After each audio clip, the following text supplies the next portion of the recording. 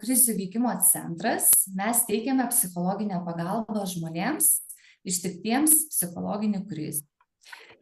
Pas mus savanoriauja apie jau daugiau dabar negu 40 savanorių psichologų.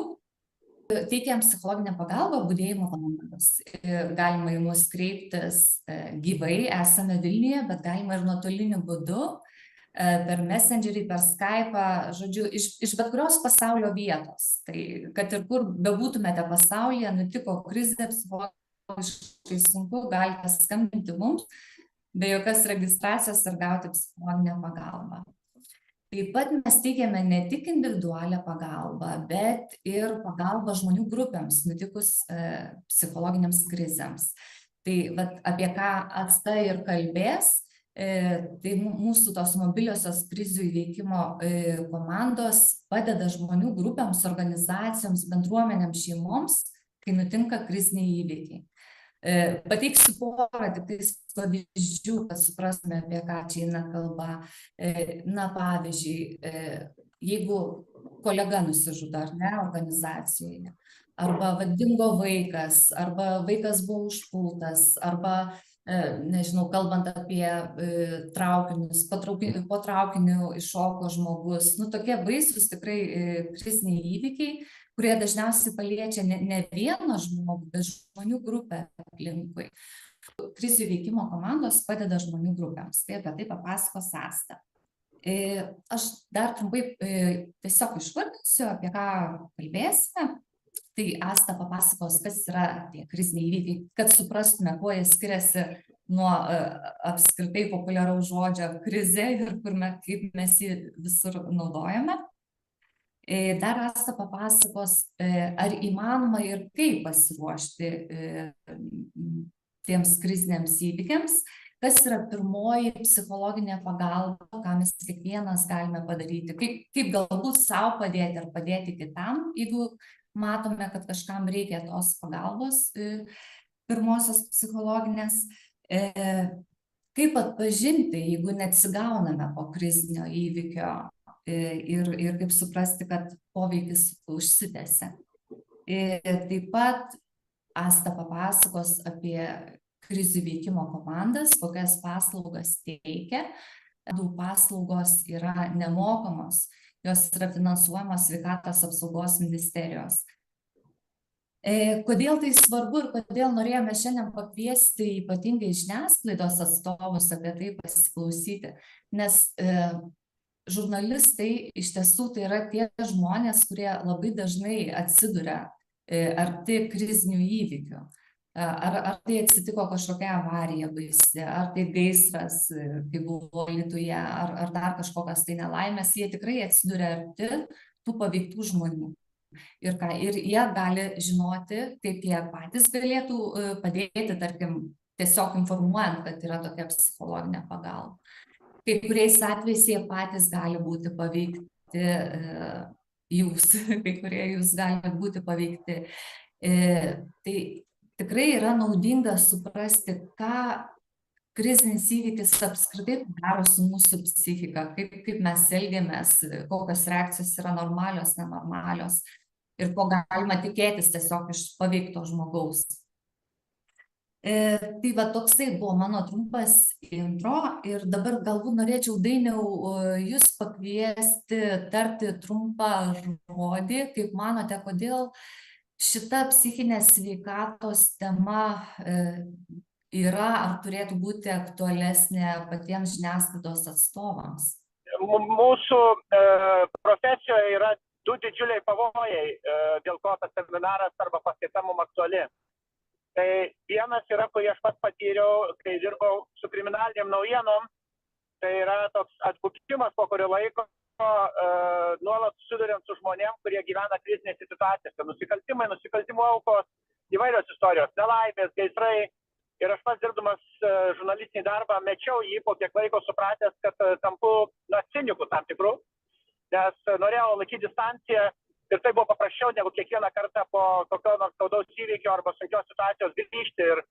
Ir man buvo paprasčiau palikti, nes aš supratau, kad būti ciniku nenoriu, o persimti irgi negaliu. Ir antra istorija, kuri, man atrodo, jau yra gera pamoka mums, tai yra vadinamoji garsi istorija Lietuvoje. Jie vieni vadina pedofilijos skandalų, kiti garliava. Bet aš vadinsiu tai istorija, kuri vienos šeimos tragedija, o po to ir kelių šeimų tragedija, pačią žiniasklaidą įtraukė taip sunkiai tą temą, jog, man atrodo, su ta krize ne tik žiniasklaida, bet ir visuomenė nemokėjo tvarkytis. Teisėsaugos institucijos, politikai, nevyriausybinės organizacijos, net prezidentai, mano giliu įsitikinimu, veikiantys arba garbės prezidentai nemokėjo tinkamai, mano galva, reaguoti. Ir ta krizė parodė, kaip svarbu turėti, man atrodo, net elementarias kartais žinias, kaip sugebėti emociškai ir racionaliai veikti vienu metu. Tai yra, kad abudu pusrutuliai veiktų. Ir už tai ačiū šitą seminarą. Aš labai tikiuosi, kad mes senų krizių negriebsime, bet jų atsiranda nuolatos. Tai ačiū Jums, kad Jūs sutikote tą padaryti ir mums sėkmės klausantis ir, aišku, dėkoju pirmiausia lektoriai. Tai ačiū dar kartą krizių veikimo centrui. Ačiū Jums, Dainiau. Dabar taip, visiems besiklausantiem norėčiau pasakyti, kad Jūs automatiškai, Jūsų garsas ir vaizdas yra išjungtas. Jeigu Jūs sutinkate parodyti save, tai mielai kviečiame įsijungti kameras. Taip pat kviečiame, jeigu iš karto, jeigu jie turėsite klausimų, tai rašykite į chatą arba tiesiog rodykite kokį ženklą, kad norite pasisakyti. Ir būtinai atsakysime Jūsų klausimus. Taip pat labai kviesime, jeigu tik tai turite galimybę pabaigoje nepaskubėti ir pabėgti, nes norėsime truputėlį Jūsų irgi paklausinėti ir pabandyti pasikalbėti, padiskutuoti. Na, o dabar tada žodį perduodu mano kolegijai Astai Droblytei, krizių veikimo komandos psichologijai, psichoterapeutei.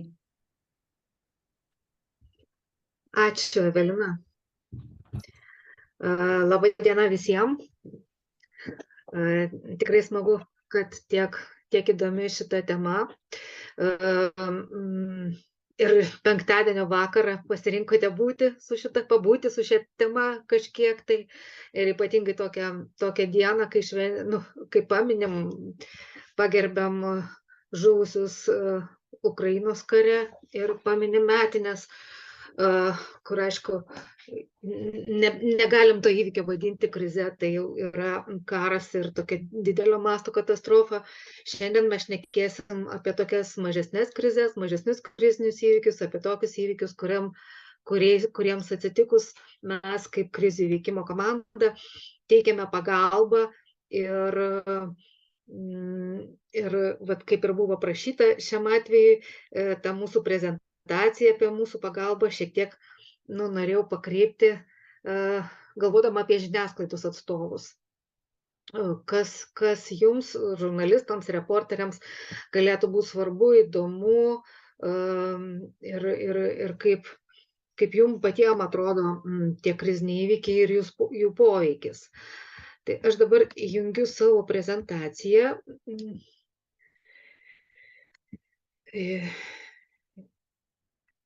Ir taip pat skatinu, jeigu mano kalbėjimo eigoje jums kiltų kažkokių klausimų arba komentarų, tai net nelaukdami pabaigos prašom rašyti ir tikrai man labai malonu gauti klausimus ir komentarus, nes tada galiu šiek tiek atsižvelgti ir jūsų poreikius, jūsų interesą ir kalbėti apie tai, kas jums įdomiau. Nes vis tiek turime valandą šią temą, kaip padėti savo ir kitiem, kaip valdyti krizę. Mes turime mokymus, kurie trunka 8 valandas, realiai, kurie užsamei kiekvieną punktą aptariam. Taip pat turim pirmosios psichologinės pagalbos mokymus, kurie trunka realiai 2 dienas nepilnas. Tai čia mes tik tai taip paminėsim svarbiausius dalykus, kas yra svarbu galvojant apie krizes ir ką mes turim omeny, kai mes sakom, kad teikiam pagalbą krizių atvejais. Bet jeigu yra klausimų, galėsim ties kažkokiom temom ar klausimais ir daugiau sustoti. Tai aš esu psichologė, psichoterapeutė ir dalyvauju mobiliosios psichologinių krizių komandos darbe. Šios komandos krizių įveikimo centre atsirado jau prieš kokius 6 metus. mes teikiame šią paslaugą įmonėm, o prieš 2 metus, 2 metus jau ir daugiau, Sveikatos apsaugos ministerija ėmė finansuoti šitą paslaugą ir dabar mes ją galime teikti nemokamai. Tai va, pirmiausia, pradėsim nuo pavadinimo krizinio įvykio. Krizė, aišku, pastaraisiais keliais metais yra labai plačiai naudojamas terminas. Ir krize mes vadinam daugybę dalykų. Tiek asmeninė krize, tiek pasaulinė krize, tiek tokios platesnių įvykių kontekste. Bet šios prezentacijos rėmuose ir mobiliosios psichologinių krizių įveikimo komandos rėmuose mes kalbėsim apie tas krizes, kurios apibrėžiamos, taip, kad tai yra kažkoks įvykis, kuris yra netikėtas ir kuris išeina už įprastinio gyvenimo ribų. Ir tai yra toks įvykis, kurį mes suvokiam kaip blogį. Kaip kažkas atsitinka tai, ką mes norėtume, kad geriau būtų neatsitikę. Tai yra atsitinka kažkas negero. Tai yra įvykis, kuris pažeidžia mums įprastą gyvenimo kontrolės ir mūsų saugumo jausmą. Tai reiškia, kuris mums atveria tą tokią tikrovę, kad iš tikrųjų mes nesame tokiam saugume, kokiam pratę gyvenime kasdienybėje būti, kad gyvenimas nėra toksai nuspėjamas, jisai yra gan trapus ir tas įvykis mums tą primena. Kriziniai įvykiai yra susijęs su žala ir netektim. Tai yra kažko netenkam, kas mums yra svarbu. Ir susitvarkymui su tokia situacija, kurią sukelia krizinis įvykis, mums reikia elgtis kažkaip kitaip. Rasti naujų resursų, rasti būdų kitokių, negu mes naudojame kasdienybėje. Šalia visų šitų 4 punktų, kurie apibrėžia, kas tai yra krizinis įvykis, dar yra vienas punktas, kuris yra labai svarbus mūsų darbe, kad mes dirbame su įvykiais, kurie yra susiję su realia arba įsivaizduojama grėsme žmogaus sveikatai ir gyvybei. Tai reiškia, kad mes nedirbam su viešųjų ryšių krizėmis, nors tai irgi yra įmonės mastu, pavyzdžiui, krizė, ar ne, gali būti. Mes dirbam su tokiais įvykiais, kurie yra susiję su grėsme sveikatai ir gyvybei. Taip išskiriam tokiu pagrindu, kad manom, kad šitie įvykiai labiausiai paliečia ir labiausiai paveikia žmones. Ir kaip čia ir parašyta, krizinis įvykis sukelia situaciją, kurią vadiname krizinė, ir potencialiai krizinė situacija, jinai gali būti traumuojanti. Tai reiškia, kad žmogui gali likti traumavimo poveikis po krizinės situacijos. Bet čia skamba taip teoriškai ir su kuogi konkrečiai mes savo darbe susiduriam, kas tai yra tie kriziniai įvykiai. Tai nelaimingi atsitikimai, avarijos, agresijos, smurto patyrimas organizacijose, įmonėse, žmonių grupėse, ar tai iš klientų, arba organizacijos viduje, netikėti mirties atvejai. Labai dažnai mums tenka susidurti su savižudišku elgesiu. Čia taip pat priskirta būtų ir smurtinės mirtis, arba savižudybės ir bandymai žudytis, ir gaisras, avarinės situacijos. Ir toliau parašiau daug taškį, nes manau, kad tai nėra baigtinis sąrašas. Ko gero, jų gali būti dar ir daugiau, tai yra tai, kas iš mūsų patirties dažniausiai pasitaiko. Ir šitoj vietoje aš žinau, kad auditorijoje yra ne tik žiniasklaidos atstovų, bet ir žmonių iš įvairių organizacijų. Kviesčiau pagalvoti, su kokiom kriziniam situacijom jūs susiduriat. Kokia situacijos įvykius, su kuriais susiduriat savo darbiniam gyvenime, pavadintumėt kriziniais pagal tokį apibrėžimą. Galbūt galim čia pat ir papildyti šitą sąrašą. Galit drąsiai rašyti į pokalbių langą, galėsim įgarsinti, arba jeigu kas drąsesnis, galite ir pasakyti balsu.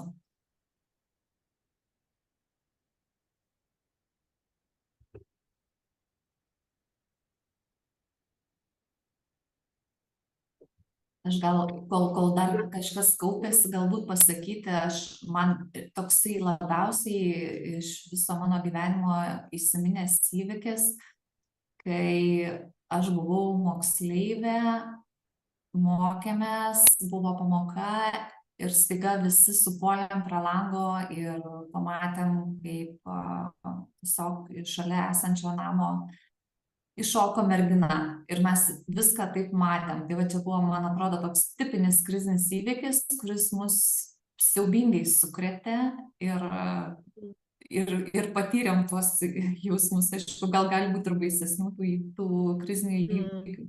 Bet tikrai prisimenu, kaip paskui visą klasę keliavome pas mokyklos psichologę ir reikėjo truputėlį padirbėti su visais tais išgyvenimais, kuriuos patyrėm.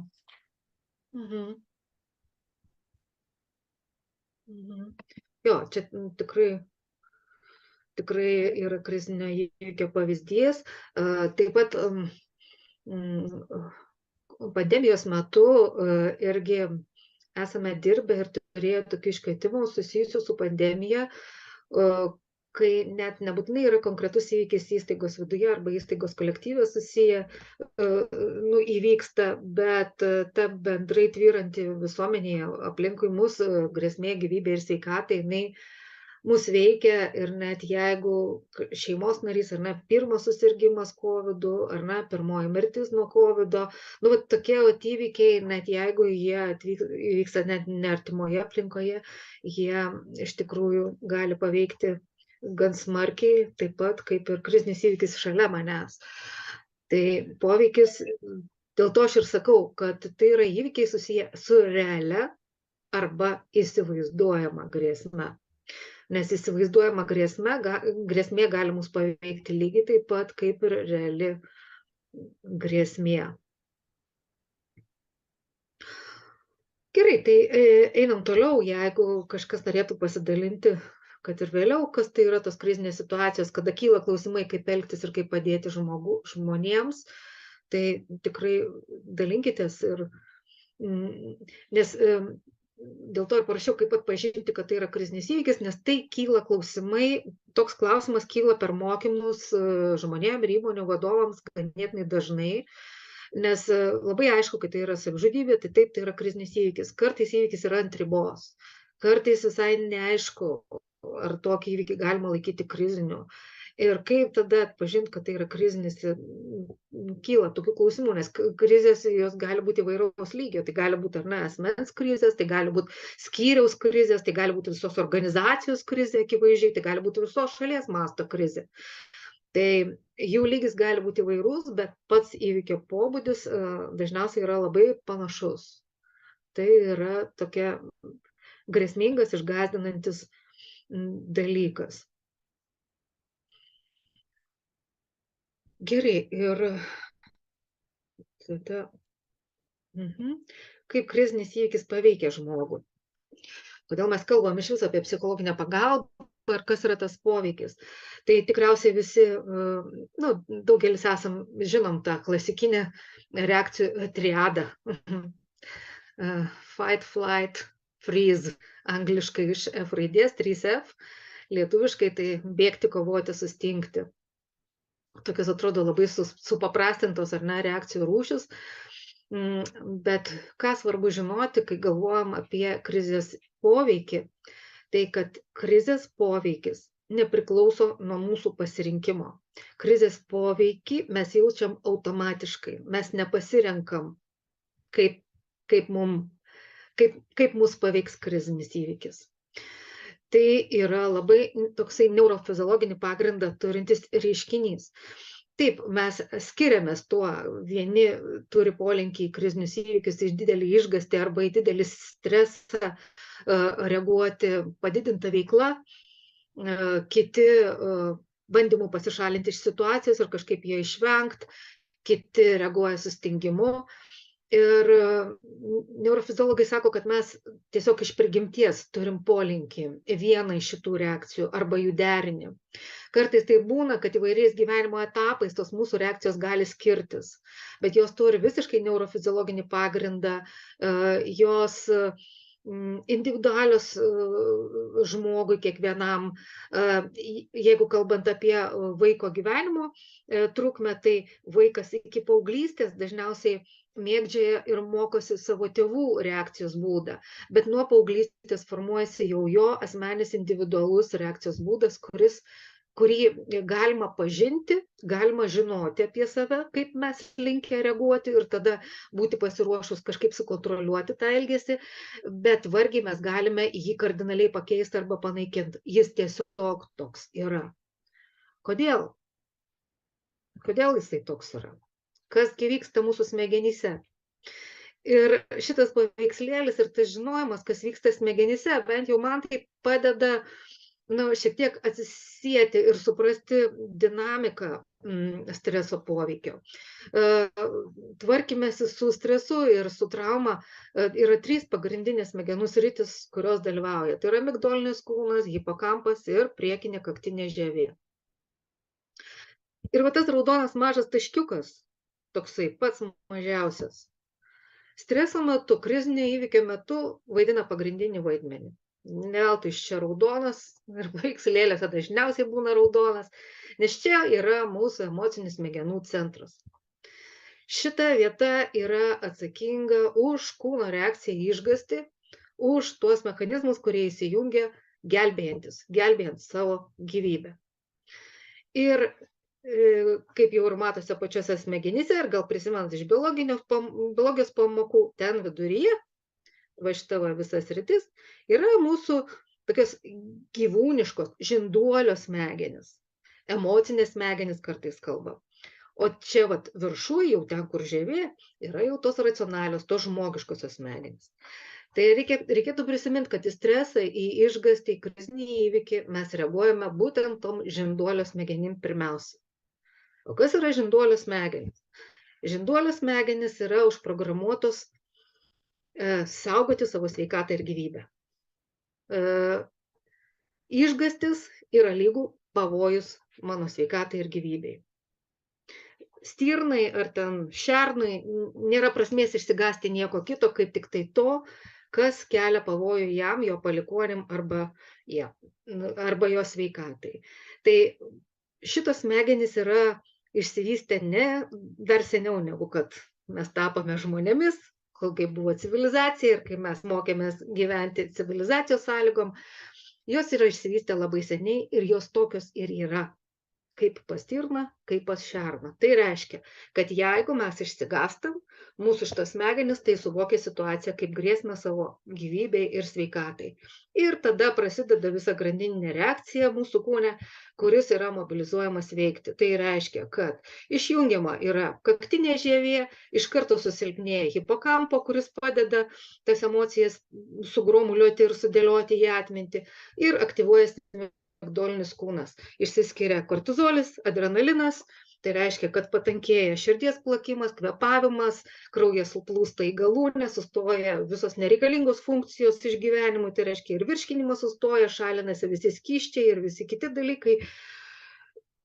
Ir organizmas mobilizuojasi veiklai. Tai yra lygiai tos pačios reakcijos, kurios vyksta pas stirną, kurią užpuolė vilkas.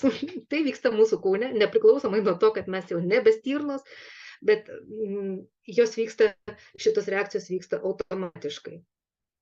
Migdoliniam kūne nėra suvokimo apie laiko trukmę, už tai mes, jeigu papuolėm į avariją ir sekančią dieną patenkam į tą pačią vietą, mūsų kūnas aktyvuojasi. Nes migdolinis kūnas nesuvokia, kad ta avarija tai buvo vakar, dabar jau pavojaus gyvybei nebėra. Jis pamato tą pačią vietą ir aktyvuoja tas pačias reakcijas. Tai yra, šitoj vietoje nėra laiko suvokimo, šitoj vietoje yra emocinės reakcijos ir išgyvenimo programos. Ir tik paskui, apdorojant šitą visą patirtį, hipokampas sudėlioja šitą patirtį į istoriją, į įvykių seką laike ir sudėlioja į ilgalaikę atmintį. O priekinė žievė suteikia prasmę, jinai atsakinga už savikontrolę, už planavimą, už elgesio reguliaciją. Šitos dalys atsigauna tik tai vėliau. Ką dar svarbu į tas smegenų paveikslėlį žiūrint žinoti, tai kad smegenys mūsų yra lanksčios labai, kaip ir mūsų visas organizmas. Ir kaip ir visi raumenys kūno, tie, kuriuos naudojam dažniau, jie lavinasi. Tie, kurių nenaudojam, jie atrofuojasi. Tai kasgi vyksta, jeigu mes esam chroniškam strese arba chroniškai nespėja atsigauti, vėl esam kriziniam įvykyje. Tai aktyvuojasi migdolinis kūnas, jisai darosi vis aktyvesnis, dirglesnis, o hipokampas netgi fiziškai mažėja. Prefrontalinė mažėja, netgi fiziškai gali trauktis. Aišku, jos gali ir plėstis, bet jos gali ir trauktis. Ir migdolinis kūnas, kuris atsakingas už emocinės reakcijas, bet kaip minėjo, turbūt, jeigu esant, dirbant, pavyzdžiui, kriminaliniu reporterium ar ne, nuolatos esant krizinėse įvykiuose, jis aktyvuojamas, bet vėlgi mūsų organizmo dėsniai yra tokie. Jeigu kažkokia dalis aktyvuojasi ir paskui jinai pavargsta, jinai deaktyvuojasi. Jinai visiškai pradeda išsiugti, jinai pradeda nebereaguoti į emocinius dirgiklius. Ir vat tas cinizmas ar ne, perdegimas arba potrauminės reakcijos, tai vat taip jos ir atrodo, kai mes nustojam adekvačiai paskui reaguoti į paprastus emocinius dirgiklius, į kuriuos normaliai anksčiau reaguodavom. Dėl to dinamika ir kas tai yra atsigavimas po krizinio įvykio, tai reiškia davimas laiko migdoliniam kūnui suaktyvuoti, nusiraminti, hipokampui atlikti savo darbą, perdirbti visas mūsų patirtis ir kaktiniai žieviai įprasminti tai, ką mes patyrėm. Suaktyvuoti ir duoti laiko nusiraminti. Ir tada vėl, kaip tai atrodo realiam gyvenime, net paimam ekstremalų pavyzdį, tai yra karą, kai karius išleidžia į frontą, jie ten būna kažkiek savaičių, tada juos grąžina į užnugarį ir čia keletą savaičių gyvena, kol jie grįžta, kol jų smegenys perdirba tą patirtį, tada jie vėl gali važiuoti frontą. Tai va tokiu būdu galima dirbti tą krizinį darbą ar ne, dirbti darbą karštuose taškuose, išvengiant ir saugantis perdegimo ir to vadinamojo cinizmo, kas yra perdegimo dalis ir potrauminių reiškinių. Tai tiek apie smegenis, ką čia būtų verta žinoti. Tai kaip ta smegenų veikla atrodo žmogaus elgesyje, tai žmonės išgyvenantis krizinę situaciją, jie paprastai klausosi, jiems sunkiau išlaikyti dėmesį. Tai va taip reiškiasi tai, kad ta kaktinė žievė prasčiau dirba, sunkiau atsimena. Ne, nes mūsų hipokampas irgi yra mažiau aktyvus. Yra dirglesni, nes migdolinis kūnas labai aktyvuotas ir labai aštriai reaguoja į bet kokius dirgiklius. Jie yra pažeidžiami.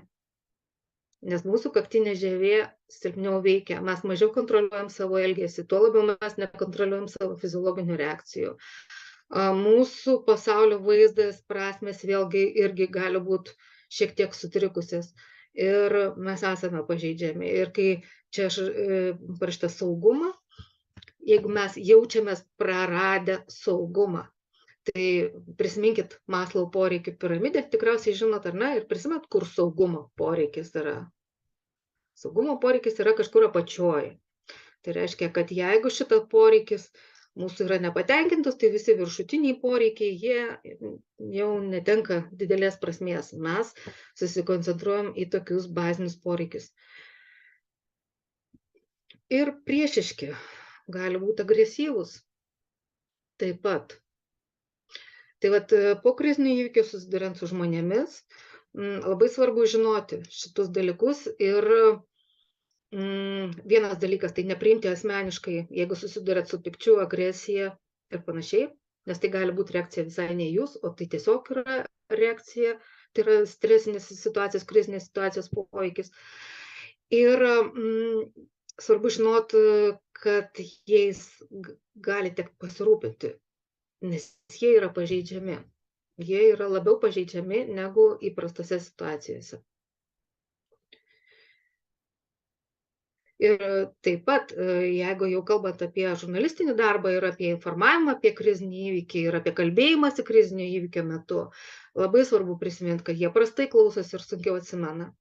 Kalbėti arba rašyti pranešimus apie krizinį įvykį žmonėm, kurie yra paveikti, labai svarbu trumpais, aiškiais sakiniais, tiksliais žodžiais ir vengiant sudėtingų žodinių figūrų. Mes esam susidūrę su tokiais įdomiais atvejais, kai tikrai aukštąjį mokslą baigę protingi žmonės tokiu metu metaforas priima per pažodžiui, palyginimų nebūtinai visada supranta.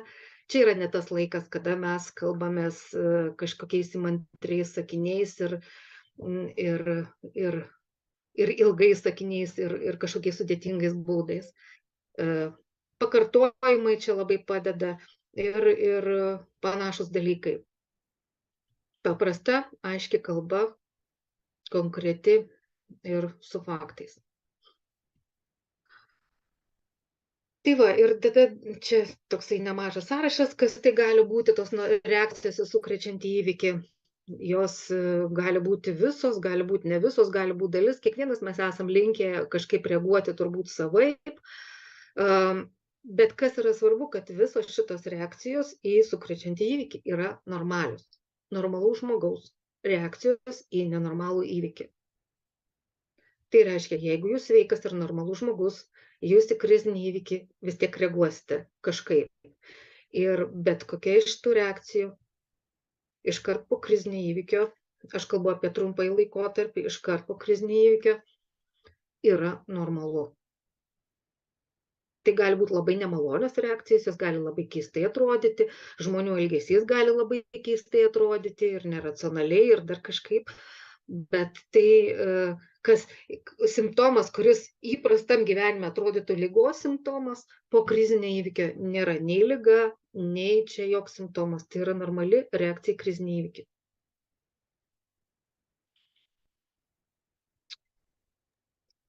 Toliau, kitas dalykas, kas gali būti, kaip suprasti, kurie žmonės gali būti paveikti krizinio įvykio.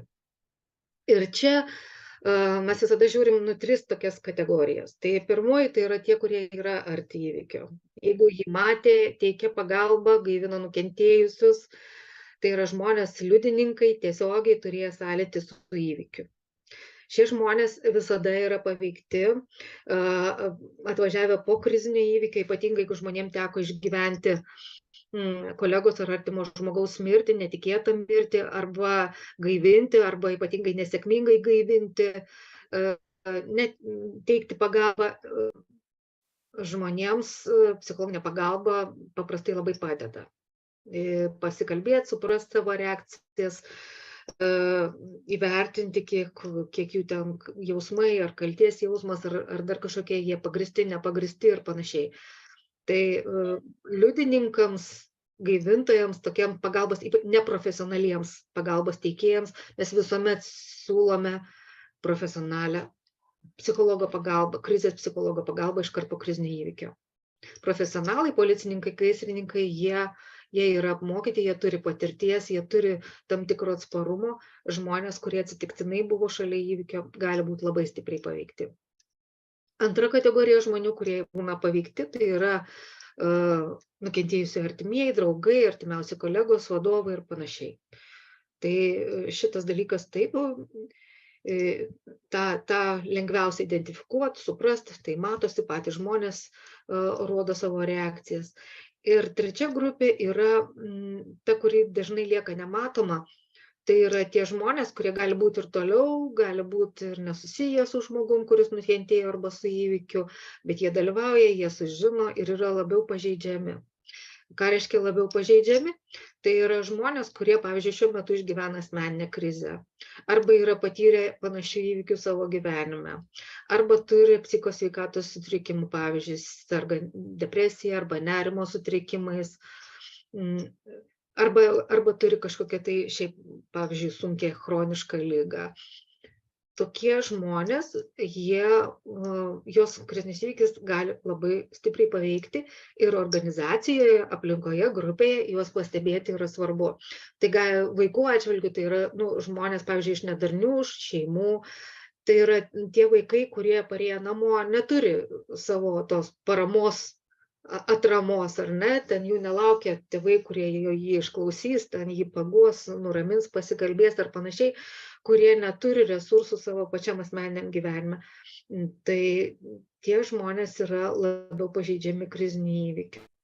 Ir juos tenka stebėti ir kartais, vat ir patys žinom šitą taisyklę, šitą trečiąją grupę, bet ir mus kartais nustebina po įvykio žmonės, kurie prieš 30 metų yra patyrę, pavyzdžiui, savo artimojo savižudybę, kaip stipriai šiandien artimo aplinkoje savižudybė gali juos paveikti.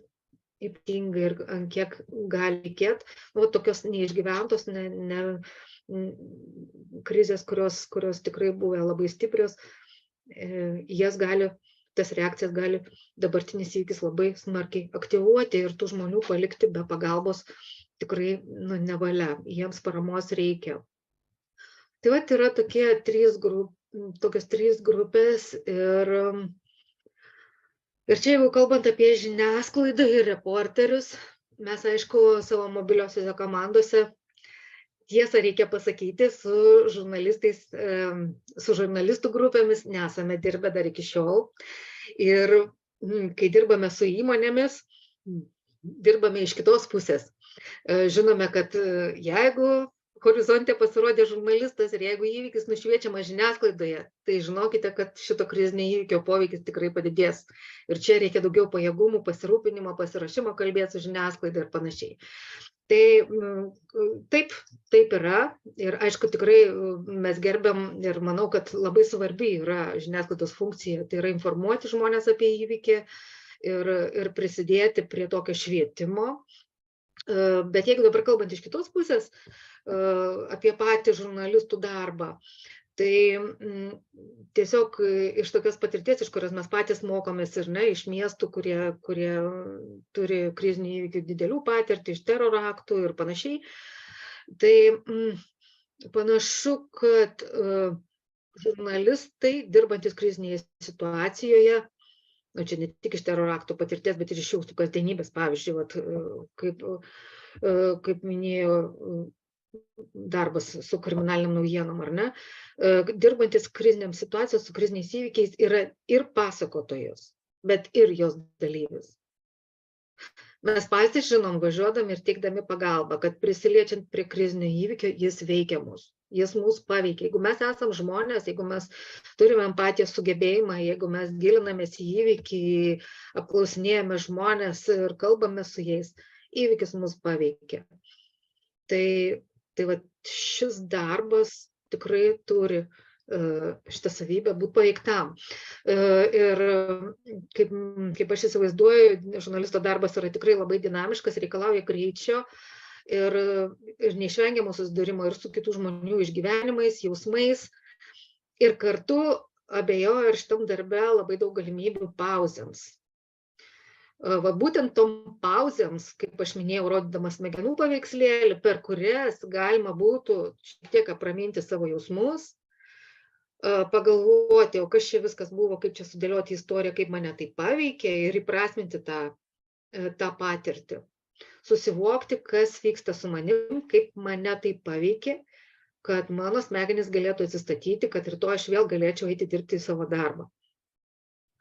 Tai tokia situacija, čia ne tik tai apie žurnalistus, ne tik apie žiniasklaidą, bet ir apie medikus turbūt kalbant, tam tikros rūšies medikus, ar ne, kurios ypatingai įtemptose kažkokiose vietose, reanimacijose dirbantis ar panašiai. Vat į tokiom pauzėm dėmesio yra kur kas mažiau, jos laikomos gal nelabai reikalingom ir panašiai, nes yra dar kitas dalykas, kad profesinėse bendruomenėse tiek žiniasklaidos, tiek ir medikų, ar ne, nėra priimta atvirai dalintis, kaip mus paveikė. Kaip mus paveikė tos istorijos, su kuriam susidūrėm, pasakojamos istorijos, patirtos, ar ne. Nes taip, aišku, šiame darbe reikia ištvermės ir dirbant šitą darbą atsiranda tam tikras profesinis atsparumas, bet jis jokių būdų nereiškia, kad mes nustojam būti gyvai žmonėm ir mūsų organizmas nereaguoja į tos įvykius, su kuriais mes susidūrėm. Tai va, šitie dalykai, jie, manau, kad turėtų apsunkinti tą darbą ir yra tokie rizikos faktoriai to, kad šitos situacijos gali palikti ilgalaikį poveikį ir neleisti pakankamai atsigauti.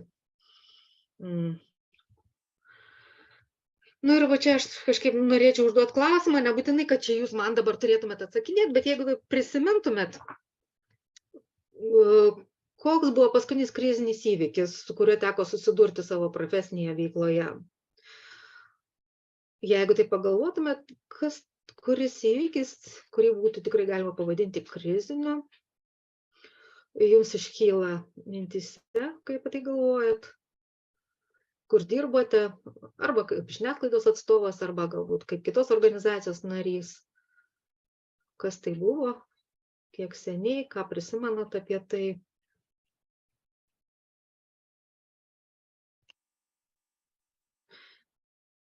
Ir kiek gal teko apgalvoti tą situaciją, jeigu prisimint tą pačią situaciją, ką jūs darėt toje situacijoje, kaip dirbote. Ar yra ką iš dabartinės perspektyvos žiūrint, būtumėt norėję daryti ar pasakyti kitaip, negu darėte ar sakėte? Šitą klausimą užduodu todėl, kad mes savo darbe šitą klausimą užduodam po kiekvieno atveju. Nes nebūna tobulo krizės valdymo. Krizės kiekvienas įvykis, net ir taip pat jį pavadinus, jis vis tiek bus skirtingas, skirtingi ten yra žmonės, skirtingos aplinkybės ir kažkokio tobulumo tame darbe nėra, bet pamokas, pastebėjimus, padaryti apibendrinimus, išmoktas pamokas yra tikrai gerai, todėl kad tai yra pagrindinis būdas, kaip mes galim pasiruošti kitom krizėm. Tai atlieka du tokius veiksmus. Viena, tai mes įprasminam savo patirtį, o antra, mes pasiruošiam. Mes mokinam savo smegenis jau pasiruošti. Kitą kartą mes galėsim būti sąmoningesni, galėsim prisiminti, galėsim galbūt greičiau nusiraminti ir panašiai.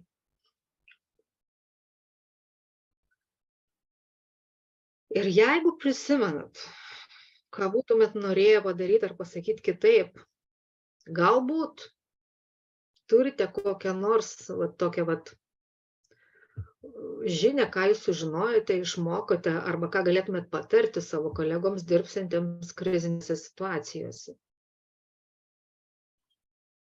Ir jeigu turite, tai gali būti vertinga labai kitiems išgirsti, jeigu galėtumėt pasidalinti raštu arba žodžiu.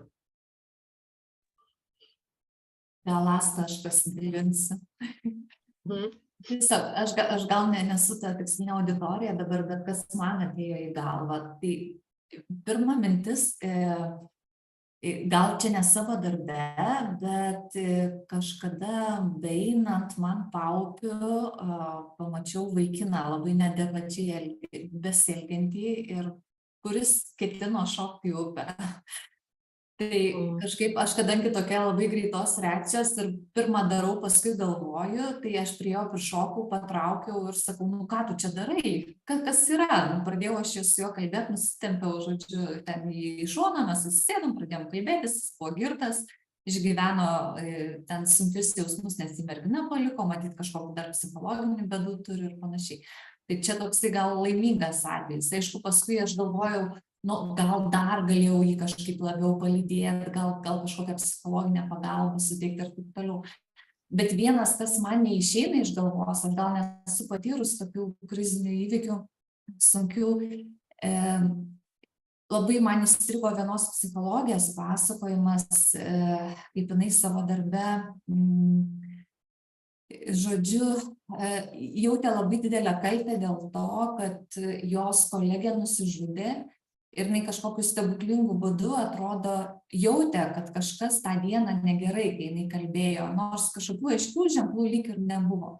Ir man labai įsiminė, tas gal, kad aš empatiškas žmogus esu, kad jinai labai daug metų išgyveno ir galvojo, ar jinai dar galėjo ką nors padaryti, kad jinai galbūt galėjo padėti savo kolegijai. Tai atrodo, žmogus pats yra psichologas, neatrodo, kad galėtum save kažkaip pagydyti, bet šitiek metų žmogus jautė kaltę, kad neužkirto tam kelio. Jo, ir kaltės jausmas po savižudybės yra tiesiog, jinai tiesiog visada būna pas aplinkinius. Savižudybė sukelia aplinkiniam kaltės jausmą, nepriklausomai nuo to, ar yra reali kaltė ar nėra. Ir čia šiuo atveju po savižudybė, ypatingai mokyklose, ugdymo įstaigose su jaunais žmonėmis, mes visada rekomenduojame psichologinę pagalbą, nes čia yra tokia svarbi tema, apie kurią reikia pasikalbėti. Kaip čia yra su ta kaltė ir atsakomybė? Kada aš esu kaltas, kada ne. Kad tos kaltės nereikėtų nešiotis paskui ilgus metus. Tai čia tikrai toks svarbus aspektas. Tai va, bet mes kažkaip, kai aptariam savo krizinės situacijas, paprastai visada randam, ką galima buvo padaryti kitaip ir geriau, arba ne ir panašiai, bet pats pratimas, net nesvarbu rezultatas, pats pratimas yra prasmingas. Tai yra aptarimas po krizinio darbo, kaip čia viskas buvo, kokius aš jausmus išsinešu, ką aš galvoju apie tai, ką aš dariau, ką kiti darė, kokios mintis man lieka, kad po šito įvykio būtent mes nesinešiotume kažkokių tai sunkių jausmų paskui ilgus mėnesius arba metus. Ypatingai, jeigu jie neturi realaus tokio pagrindo. Bet net jeigu ir turi, tai kaip juos išspręsti, o nesinešioti. Gerai, tai toliau. O šita skaidrė yra ne mano sugalvota. Čia aš paėmiau iš tokių informaciją iš amerikiečių psichologų, kurie dirbo ilgus metus su rugsėjo 11-osios padariniais įvairiose bendruomenėse. Bet man tai labai suskambėjo, nes aš manau, kad patiems žurnalistams iš tikrųjų tai gali labai padėti. Žurnalistai, kadangi jie dirba savo darbą įvykio vietoje, jie nėra šiaip paveikti žmonės. Jie turėtų būti laikomi pagalbos teikėjais. Ir kaip ir pagalbos teikėjai atitinkamai turėti tam tikrų žinių. Tai yra pirmoji medicininė ir psichologinė pagalba, turėtų sugebėti įvertinti aplinkos fizinį saugumą, kas svarbu jiem patiem ir žmonėms, su kuriais jie bendrauja, ir suprasti, kiek šita konkreti situacija potencialiai gali traumuoti dalyvavusius žmonės ir ką tai reiškia, koks šitas poveikis. Tai šitie dalykai, kaip ir bet koks pasiruošimas krizinėm situacijom, jie stiprina saugumo jausmą. Ir tada tas sukrėtimas yra mažesnis. Tai taip pat padeda padėti savo ir kitiem vietoje. Ir aišku, kad tai gali padėti ir geriau parašyti reportažą ir istoriją. Geriau suvokti, kas vyksta, aplinkybės, produktyviau kalbėti su žmonėm, kažkaip gebėti juos nuraminti. Ir aišku, pasirūpinti savim. Tai manau, kad šitie dalykai, ypatingai žmonėm dirbantiems su krizinė informacija, kriziniai įvykiai tikrai galėtų padėti. Kas yra tie apsauginiai veiksniai esant ūmiam stresui? Tai aišku, čia yra ir asmeniniai įgūdžiai, bet kas iš tos visos lentelės man atrodo labai svarbu. Tai yra profesinės prasmės pajautimas. Vardan ko aš tą darau ir ką aš tai darau, nes prasmės jausmas labai padeda išgyvenant bet kokią krizę. Už tai ir kai prasidėjo karas ir kai prasidėjo pandemija, žmonės, kurie rado būdą veikti, savo prasmingų būdų veikti šitoj situacijai, padėti kitam, ar nežinau, ar aukot, ar dar kažkokiu būdu, veikimas, prasmingas veikimas padeda išgyventi krizinę situaciją geriau, lengviau ir nepalieka trauminių pasekmių. Streso valdymo įgūdžiai, aišku, tai irgi yra ir savo asmeninių būdų, kai atsipalaidavimo, streso valdymo būdų atradimas ir išmokimas. Kiti dalykai, 3 atlikę paskutiniai, tai darbo tvarkos, vadovų parama ir parama iš organizacijos. Nes bendra taisyklė yra tokia, kad krizė sudrebina mūsų saugumo jausmą ir kontrolės jausmą. O iš kur pas mus atsiranda saugumo ir kontrolės jausmas? Saugumo ir kontrolės jausmas žmogui nuo pat jo gyvenimo pradžios formuojasi per santykius su kitais žmonėmis. Iš pradžių su tėvais, su šeima, su artimaisiais, ar ne? Vėliau su darboviete, su draugais, su kolegomis, su vadovais ypatingai. Tai vat šitie santykiai su vadovas, kokią paramą žmogus gauna iš savo aplinkos grįžęs į darbo vietą, daro labai didelį įtaką saugumo atstatymui. Tai vat darbo tvarkos padedančios apsaugoti nuo psichologinio traumavimo. Jis, aišku, priklauso nuo labai konkrečios darbovietės ir darbo, bet, pavyzdžiui, mes patys, ar ne, psichologai dirbantys su kriziniais įvykiais, mes žinom, kad mes kai mes jau pabaigiam krizinį įvykį, artimiausią savaitę mes į krizinį įvykį nevažiuojam, mes leidžiam savo atsigauti. Kad kai mes pabaigiam darbą krizinį, ar ne, atvažiuojam ryte į įmonę, padarom krizinį darbą vakare, per 24 valandas mes turim susisiekti su savo kolega ir pasikalbėti. Papasakoti viską nuosekliai, kas buvo padaryta. Prisiminkim, ar ne, kad migdolinis kūnas neturi laiko sąvokų, nuovokos. Hipokampas sudėlioja įvykius į laiko grandinę, į istoriją. Ir tai yra pirmas žingsnis padedantis mums pradėti virškinti tai, ką mes patyrėme ir tai, kas ten buvo. Papasakoti, įprasminti visą tai, kas tai buvo. Tai va, tokios darbo tvarkos, pavyzdžiui, mums padeda, mes tikime ir mes matome, kad padeda apsaugoti nuo psichologinio traumavimo ir leidžia mums dirbti šį darbą ilgus metus neperdegant. Tas pats yra su medikais, su mokytojais, su žurnalistais, su tom profesijom, padedančiom profesijom arba profesijom, kur susiduriam su stipriais išgyvenimais, su kriziniais įvykiais. Tai yra pauzių padarimas, per kurias mes galime atsigauti. Atsigauti po krizinio įvykio mes galime tik tai krizei pasibaigus. Kol krizė nepasibaigė, atsigavimo nėra. Mes galim tik padėti savo palaikyti. Tai va, toks įvykis kaip žmogaus dingimas, pavyzdžiui, ar ne, tuo ir yra sudėtingas, kad mes negalime atsigauti, kol įvykis tęsiasi. Įvykis tęstis gali ilgai, tai mes galime tik tai padėti savo atlaikyti, išventiliuoti reguliariom intervencijom, reguliariais kažkokiais būdais savo padėti atsipalaiduoti, atitrūkti, pailsėti, priimti pagalbą, pabūti su žmonėm, pabūti atskirai, išbūti ten. Kol krizės poveikis nesibaigė, mes atsigauti negalim. Tas pats ir su pandemija, tas pats ir su karu, ilgai besitenčiais kriziniais įvykiais. Taip pat ir su trumpais.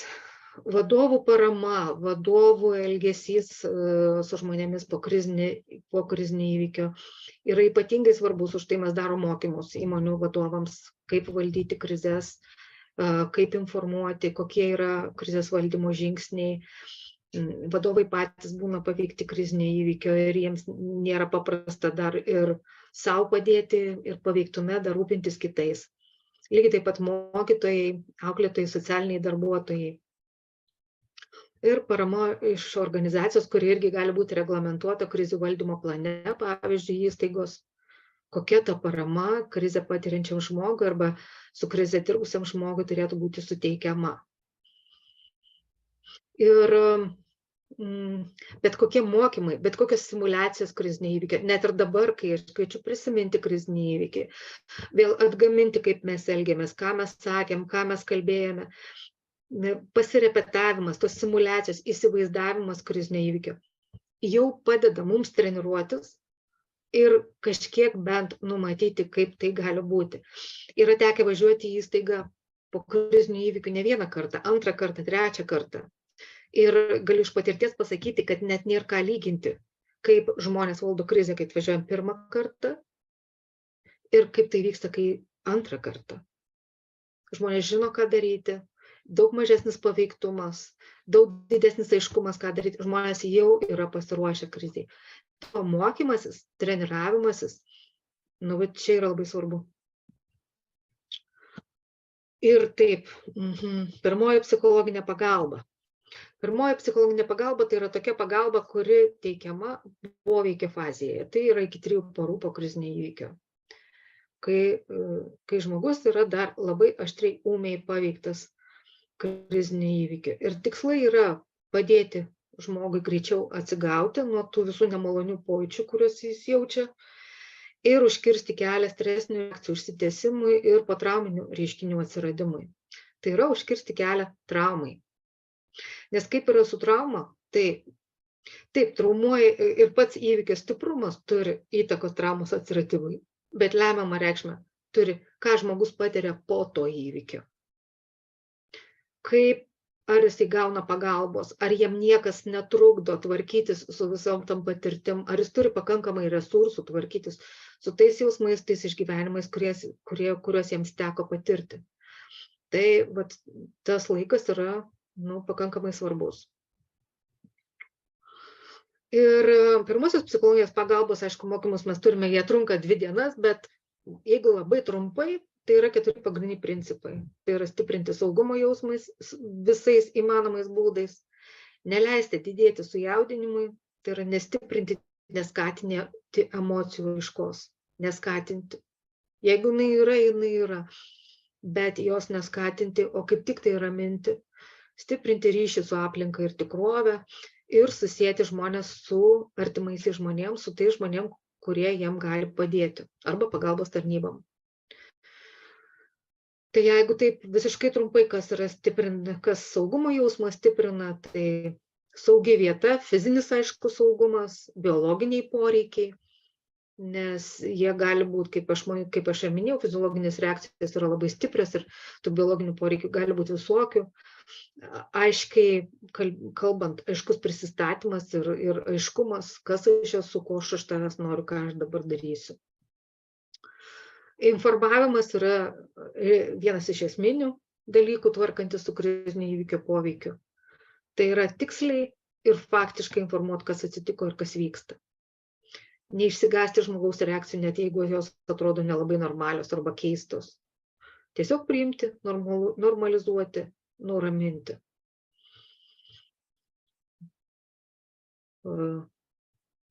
Stiprinti ryšį su aplinka ir tikrove, kriziniai įvykiai, ypatingai po stiprių netekčių, yra toksai mūsų smegenų reiškinys, kartais, kaip kartais gal ir patys tenka prisiminti, kažkas atsitiko ir norisi galvoti, kad ne, tai netiesa, tai melas, aš užmigsiu, atsibusiu ir viskas bus po senoviai. Ne, taip negali būti, nes taip negali būti. Tai čia yra tokia natūrali neigimo reakcija mūsų smegenų. Mes negalim jos visiškai panaikinti, bet mes neturėtume jos skatinti. Tai reiškia, kalbantis mes vis dėlto vartojam tikslius žodžius, neskatinam kažkokių nerealių vilčių ar lūkesčių, vengiam hiperglobos, tai reiškia, skatinam žmogų tai, ką jis gali pasidaryti pats, taip, kad pasidarytų pats, kad jis darytų pasirinkimus. Nesielgiam su juo kaip su kūdikiu, o stengiamės kaip tik tai, kad jis aktyvintų tą savo kaktinę smegenų sritį, kuri daro sprendimus, kuri yra racionali, kuri realiai mato aplinką ir rūpinamės, bet kartu ir palaikome, kad pats žmogus irgi už save tą atsakomybę kiek įmanoma prisijimtų. Ir susijęm su artimaisiais ir pagalbos padedam susisiekti, informuojam, duodam kontaktus, nuvedam, jeigu reikia ir panašiai. Tai vat, jeigu visiškai trumpai, tai pirmoji psichologinė pagalba yra apie tai. Ir ją gali teikti nebūtinai psichologas, o tai yra specialiai apmokytas žmogus. Tokių mokymų yra ir onlininių, ir mes. Taip, Evelina. Aš gal noriu, aš kadangi šitą esu šiek tiek klausiusi per vieną jūsų pristatymą, man labai norėtųsi paimti tiesiog pavyzdį ir kad papasakotum trumpai per konkrečius dalykus. Pavyzdžiui, ar aš esu žurnalistė, ar aš esu, nežinau, bendruomenės seniūnė, išgirstu, kažkas skambina ir man sako, važiuok, to žmogaus ten namas dega, ar ne, ir aš važiuoju prie to degančio namo, ateinu, ar norėdama prašyti tai, ar norėdama padėti, nesvarbu, bet pamatau degantį namą, lauke stovinčią šeimą, ar ne, su mažais vaikais, ten mama, tėvas yra, nežinau, streso, panikos šoko būsenoj. Ką aš galiu tuo momentu padėti, kaip tą saugumą aš galiu jiems suteikti, ką aš turiu jiems sakyti, va taip labai trumpai per pavyzdį. Tai jeigu aš esu pagalbos teikėjas, tai aš pirmiausia kreipsiu dėmesį labiausiai pažeidžiamus žmonės, ar ne, tai yra vaikus. ir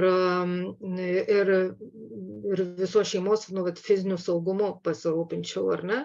Kur yra, kaip jie apsirengia, ar jiems reikia, nežinau, kažkokį paltą užmest, ar juos reikia pavesti šoną. Jeigu aš pasiūlyčiau vaikus pavesti šoną, tai aš pasakyčiau mamai, kad aš pasirūpinu jūsų vaikais, kad mama žinotų ir neišsigąstų, kad jie kažkur dingo. Aišku, kad gelbėjimo tarnybos, jos turi dirbti savo darbą ir aš įsivaizduoju, ne, kad jos dirba savo darbą ir pabandyčiau stabdyti kažkokį neracionalų elgesį, kuris gali atsirasti pas žmonės, ar ne, kurie puola ten degantį namą kažko, tai ieškoti, gelbėti ar panašiai. Tai tokiu atveju, tokioj pagalbai, ta skubioji fizinė pagalba, to saugumo atstatymas yra svarbiausias ir tokioje situacijoje kalbinti žmonės turbūt beprasmiška, nes jie nelabai kalbėsis ir teiks kažkokią informaciją. Pirmiausia, svarbiausia jų poreikius. Taip pat išgirsti jų poreikius, nes kartais didžiausia klaida būna, kai aš įsivaizduoju, kad jiems kažko reikia, bet jiems iš tikrųjų reikia kažko visai ne to, ką aš įsivaizduoju. Na, kai aš galiu paklausti, ko reikia, ar nori atsigerti, ar nori atsisėsti, ar tau šalta, ar tau šilta, kam aš turiu pranešti, ar gal kažkam pranešti apie tai, kas įvyko, kaip aš galiu pranešti. Tokie paprasti dalykai, kurie svarbiausia žmogui tokia akimirka. Tarkim, jeigu ten ta mama, jinai būtų viena, ar ne, be vyro, viena, tarkim, su vaikais, tai gal galima tada paklausti, ar ne, ar turiu dar kam nors paskambinti, kas galėtų čia. Taip, būtinai. Tai saugumas, kažkoks nuraminimas ir susiejimas su aplinka. Ar yra prasmės? Ar yra prasmės bandyti raminti ką nors, kad ir tuos pačius vaikus, ar ne, tarkim, mama ten bendrauja su kažkuo, aš esu su vaikais, kurie ten įvykio vietoje nukentėjo, ar yra prasmės bandyti kažkaip juos guosti, raminti? Didžiausias raminimas tai šiuo atveju yra faktinė informacija, kad jūs dabar saugus. Gaisrininkai atvažiavo ir padarys viską, ką gali. Mama dabar tvarko reikalus. Mama dabar užimta, bet jinai ateis už pusvalandžio. Jeigu jinai neteis, tai mes nueisim pas ją už pusvalandžio. Realus informavimas apie tai, kas vyksta. Ar tu turi močiutę šičia kažkur tai? Ar čia yra tavo visa šeima? Ar broliukai yra čia? Ar sesutės yra čia? Tokie visiškai paprasti klausimai. Ir informavimas. Raminimas tai šiuo atveju yra kokybiškos informacijos suteikimas. Ar reikia suteikti viltį kažkokią, kad, žiūrėk, vis tiek čia yra bendruomenė, jums padės, ar kažkaip taip? Aš labai abejoju, ar tokiu momentu tai labai būtų išgirsta, ypatingai vaikų, bet kad aš pabūsiu su tavim, tol kol mama neteis, aš būsiu su tavim, aš niekur neisiu. Ar nori, kad aš paimčiau tau už rankos? Ar nori atsigerti? Ar tau nėra šalta?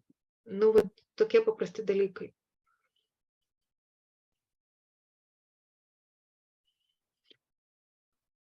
Ir teikiant tą pirmąją psichologinę pagalbą, labai svarbu gebėti kažkiek tai reguliuoti savo pačios emocijas, savo paties, išlikti kiek įmanoma ramiam, kantriam, priimti reakciją su rūpesčiu, empatija, kartoti tuos pačius dalykus, kad tu esi saugus, aš būsiu su tavim, mes niekur neeisim ir mes lauksim mamos, mama tikrai ateis.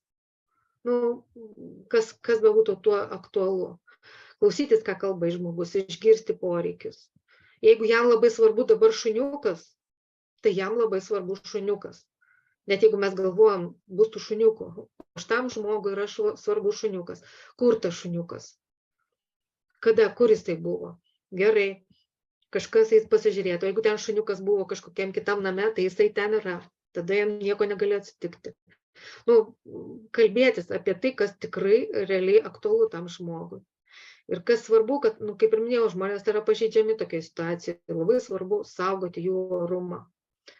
Nes visko gali atsitikti su žmogum, visokių fiziologinių reakcijų.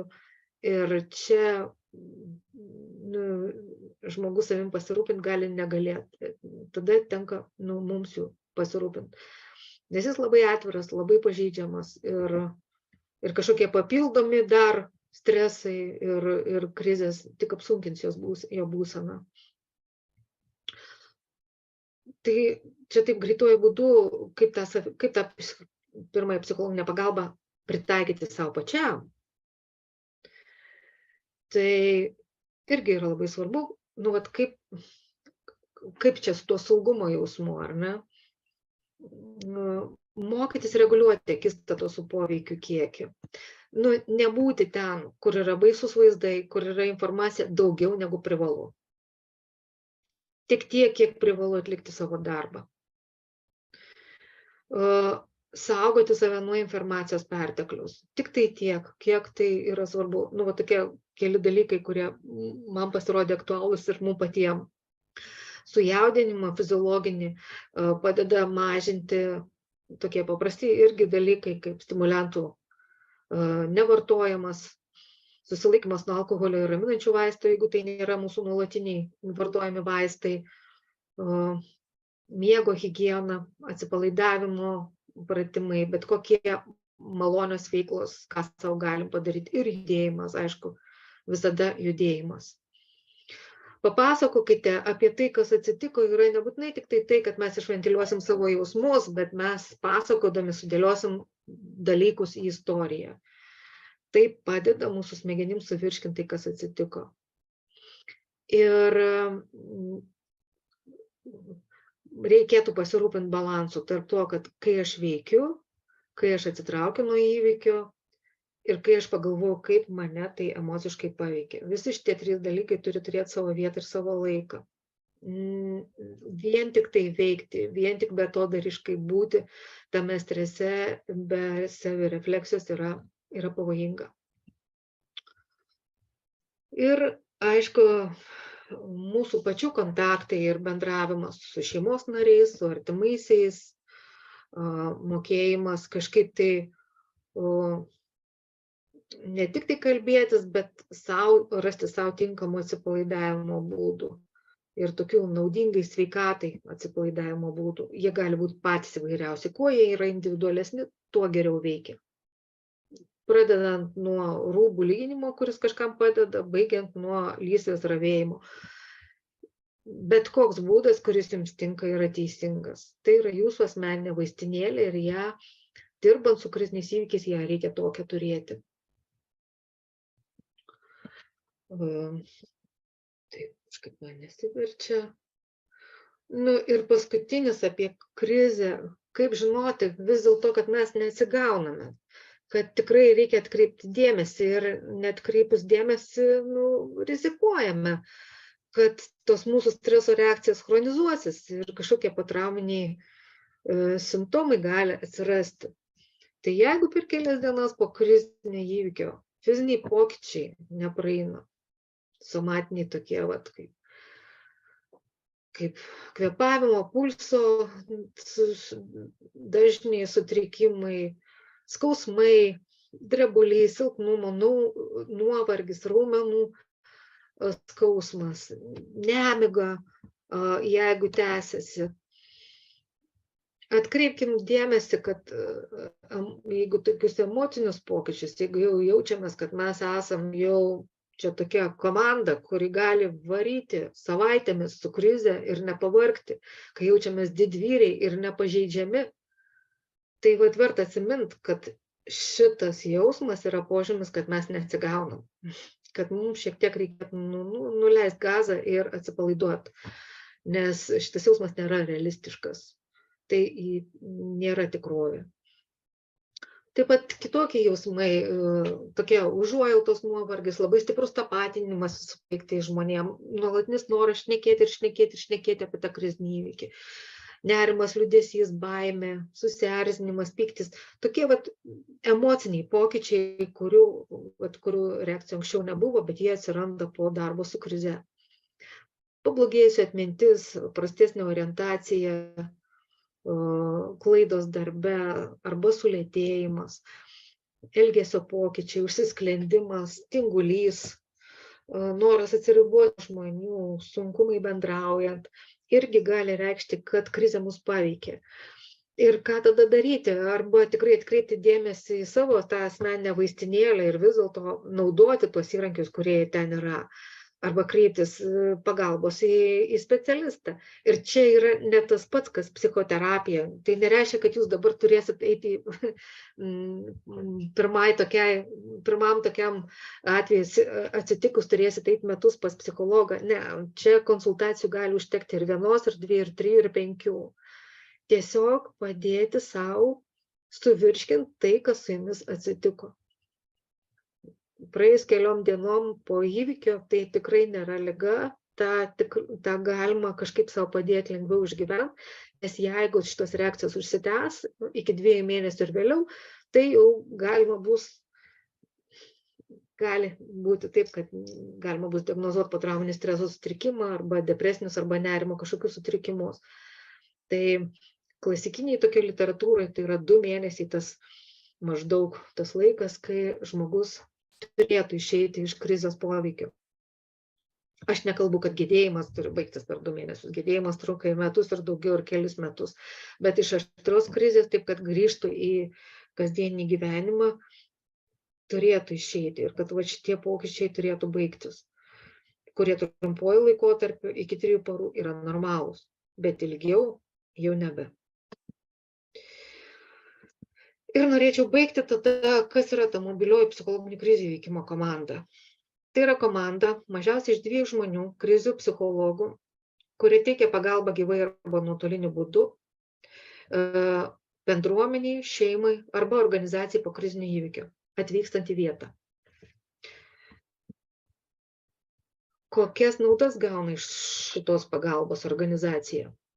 Tai pirmiausia, pagalba gauna vadovai ir krizės valdymo komanda, kuriems padedam geriau suprasti tą krizės poveikį, krizinės žmonių reakcijas, prognozuoti krizės eigą, trukmę, sudaryti krizės valdymo planą.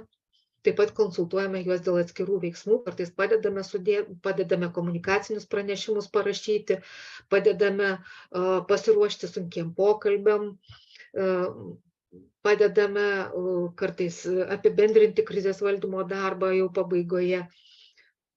Tai tokia nemaža darba. Ir kartais būna, kad mūsų pagalbos būtent vadovam krizių valdymo komandai ir užtenka. Jie paskui patys visus tos veiksmus pasidaro. Kartais, kai žmonės yra labiau paveikti, resursų neužtenka ir vadovai yra stipriai paveikti, tada mes teikiame individualią ir grupinę krizinę pagalbą ir kitiem organizacijos nariam.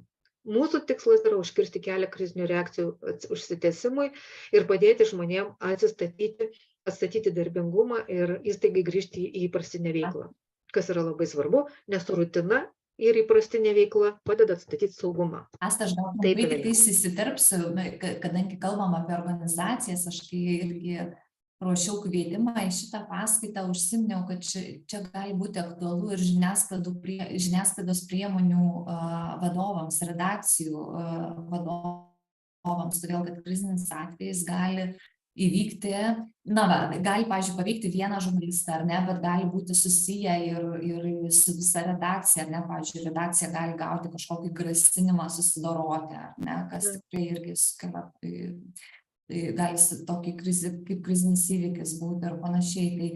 Tai irgi tokiu atveju redakcijos irgi galėtų gauti tokią mobiliųjų komandų pagalbą, jeigu tektų susidurti, ar ne, arba žurnalistas, pavyzdžiui, arba žurnalistų komanda dalyvauja, atsiduria tai krizinio įvykio, nežinau, ten, kaip Turkijoje, ar ne, nukrito, žodžiu, daugybė tų namų, aš įsivaizduoju, kad ten žurnalistų irgi buvo daug, kurie galėjo kai kurie būti labai labai sukrėsti, ypač atsidūrė sužalotų žmonių. Tai tokiu atveju mobilios komandos irgi galėtų padėti ir pačioms redakcijoms ir redakcijų vadovams. susitvarkyti su šitais kriziniais įvykiais. Taip, ir tai gali būti tiek formalios grupės, darbovietės, tiek ir neformalios grupės. Grupė žmonių, kuriems teko būti šalia to įvykio, bendruomenėms, šeimoms. Taip, mokyklos, universitetai, bet kokios žmonių grupės, kurios atsiduria tiesiog to įvykio, žodžiu, centre ar kažkur aplinkui. Ir kaip į mus galima kreiptis, arba jeigu susidurėt ir matot tokius žmonės, kuriem būtų naudinga gauti tokią pagalbą, labai svarbu nukreipti, nes patys žmonės, kai jie yra paveikti krizės, jiems sunku rasti, ieškotis kažkur tai ir dar galvoti apie tą psichologinę pagalbą. Dėl to labai didelė aplinkinių pagalba gali būti pasirūpinimas jais ir susiejimas su mūsų komanda. Tai galima atsiklausti žmonių ir mums paskambinus perduoti to žmogaus kontaktą ir mes su juo susisieksim, šeimos arba dar kažkaip, arba, aišku, perduoti mūsų telefoną pačiai žmonių grupiai ir jie tada gali susisiekti. Tai reiškia, kad mes dirbam ir taip. Mes nevengiam ir patys proaktyviai skambinti žmogui, jeigu mums perduotas jos kontaktas. Kartais mums policija perduoda kontaktą, kartais, pavyzdžiui, šeimos draugai perduoda kontaktą susirūpinę kažkokią situaciją. Tik tai aišku svarbu, kad asmuo būtų apie tai informuotas, kad tai nebūtų netikėtas mūsų skambutis. Ir galų gale mūsų kontaktai, tai yra telefonas 1815. Šiuo telefonu budi krizių psichologas ir budi darbo dienomis nuo 9 iki 7, šeštadienį nuo 9 iki 15. Taip pat galima rašyti elektroniniu paštu, jeigu tai yra nedarbo valandomis, arba patogiau yra rašyti. Daugiau informacijos apie mus yra tinklapyje. Ir dar kartą primenu, kad paslauga štai yra nemokama ir ją finansuoja Sveikatos apsaugos ministerija. Taip kad drąsiai galite kreiptis. Net jeigu jūs abejojat, ar šitas krizinis įvykis ir šita situacija yra mūsų kompetencija, skambinkit ir pasitarsim. Todėl, kad dar vienas dalykas, ką mes darom, tai mes nukreipiam. Mes žinom maždaug, kokios paslaugos yra Lietuvoje prieinamos, susijusios su krizėm arba įvairiom temom. Galima kartu pasitarti, pagalvoti, kaip nueiti, kur nueiti, kaip nukreipti, kaip sumotyvuoti, kur čia ta tinkamiausia pagalba gali būti rasta, jeigu įvyko krizinis įvykis. Tai tiek turbūt šiandien apie mus ir apie krizes. Ir laukčiau jūsų klausimų ar komentarų, jeigu turit.